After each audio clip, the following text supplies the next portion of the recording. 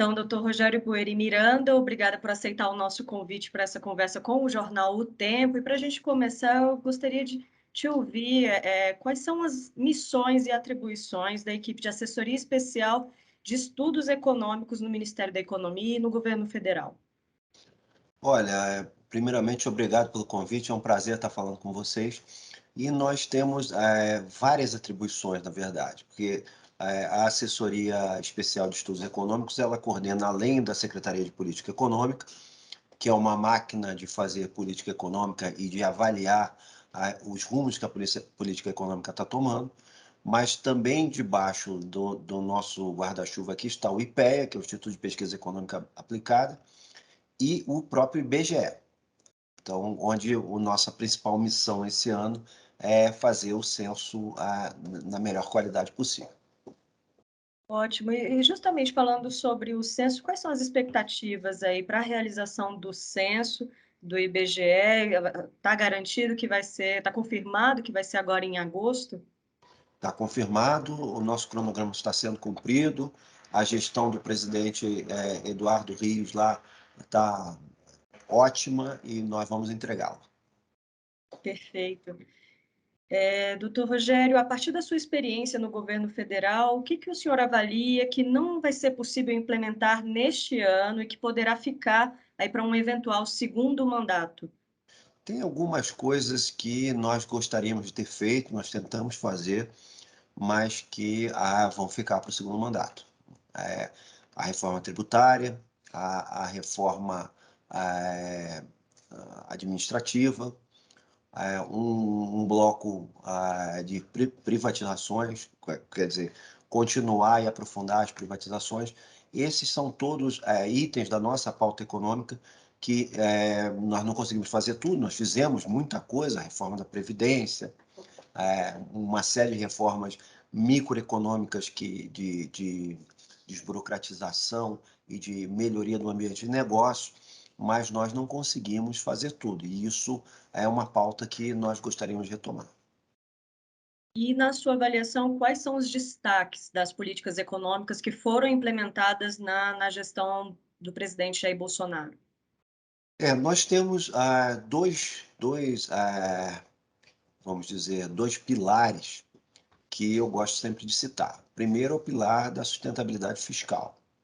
Nós aprofundamos a sustentabilidade fiscal, herdamos o teto de gastos e mantivemos ele com uma ou outra exceção, mas nós mantivemos o teto de gastos como regra geral, pretendemos mantê-lo como regra geral, e isso e a reforma da Previdência e a contenção, melhor do que contenção, a adaptação do serviço público à nova realidade remota permitiu com que a gente diminuísse o número de servidores públicos na ativa e também reduzisse a folha de salários sem perda de qualidade do serviço público, porque a qualidade, nós ampliamos muito os serviços digitais.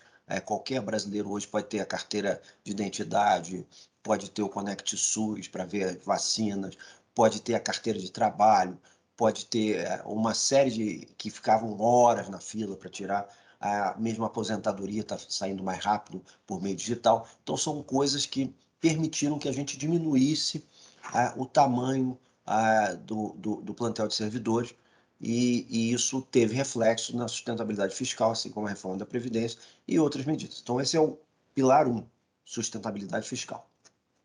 Pilar 2 foi melhoria do ambiente de negócio. Então, uma série de medidas que começaram com o saque aniversário do FGTS, que devolve boa parte do FGTS para o verdadeiro dono, que é o trabalhador, e em cima desse saque aniversário, uma série de condições de crédito, de garantias que permitem que isso possa se transformar à medida que o trabalhador precisa em recursos para ele fazer as despesas dele.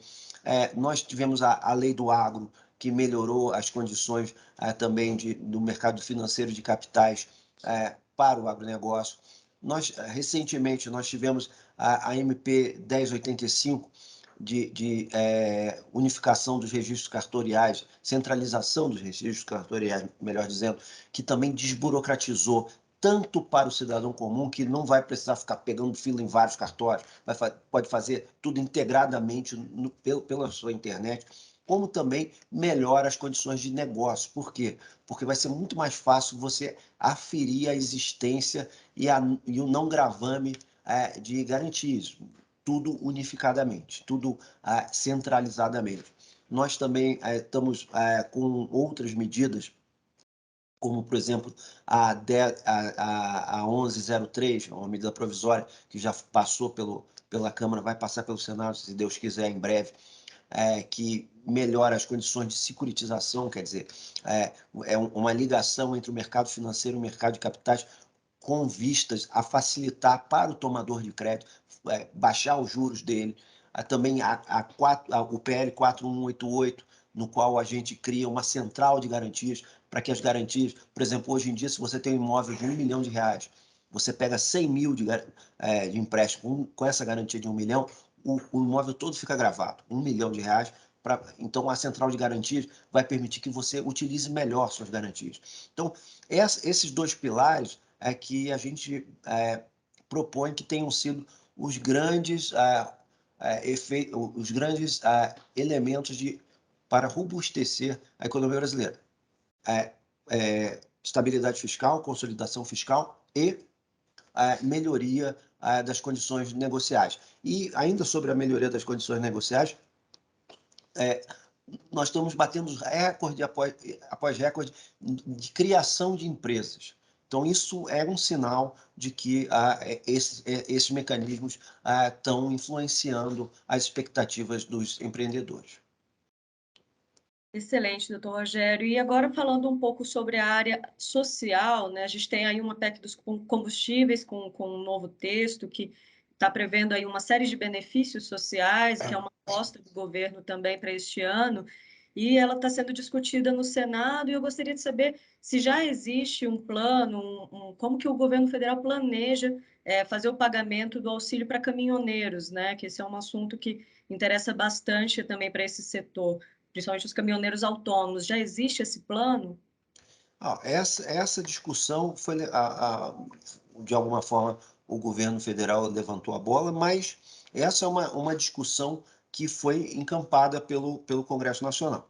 E, naturalmente, o Congresso é soberano para tomar essas decisões, e o que o Congresso decidir, nós estamos discutindo com eles, especialmente na parte de quanto vai gastar, quanto não vai gastar, mas a decisão que ele tomar vai ser implementada, então nós estamos com vários cenários para essa implementação.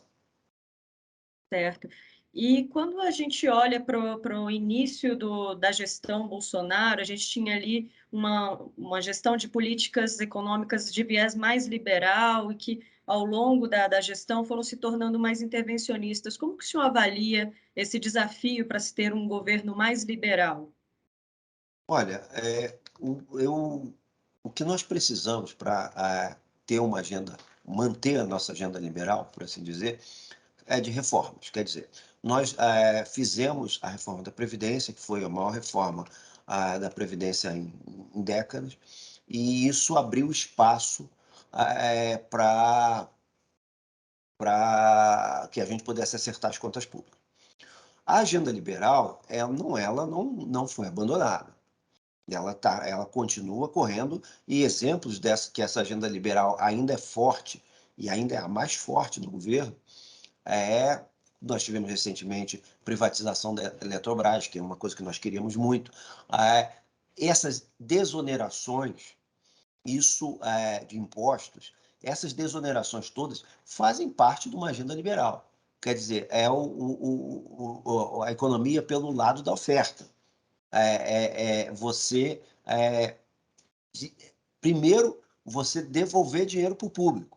Quer dizer, a gente fazendo superávit, os estados fazendo superávit, o que a gente vai fazer com esse dinheiro? Aumentar o gasto na máquina pública ou devolver para o contribuinte? E, ao fazer isso, a gente também reduz o peso do Estado sobre os empreendedores. Então, essa é uma agenda liberal. Agora, Os meandros da política, a gente tem que ceder em alguns pontos, tem que retroceder, mas a agenda liberal, a todo momento, ela está nas implementações de política do governo o tempo todo. E esse é o nosso norte, mesmo quando a gente tem que dar uns passos para trás, quando tem que andar de lado um pouquinho, mas a gente sabe qual é o norte. E o norte é essa agenda. Agora, encaminhando já para nosso encerramento, doutor Rogério, uma das suas especializações é justamente em agronegócio, e o senhor foi subsecretário de Política Agrícola e Negócios Agroambientais no Ministério da Economia. Qual é a sua avaliação sobre as políticas de sustentabilidade no agronegócio do governo federal? Olha, nós temos uma série. Eu gostaria só de fazer um disclaimer antes. O Brasil, é claro que nós precisamos de políticas de sustentabilidade ambiental, de adicionalidade ambiental, e nós temos feito, eu vou falar em seguida sobre isso. Mas a agropecuária brasileira é altamente sustentável. Nenhum país do mundo tem 2/3 do seu território igual ao da época do descobrimento. Nenhum país tem isso. O Brasil, como nação, não precisa derrubar uma árvore para duplicar a sua área cultivada. Por quê?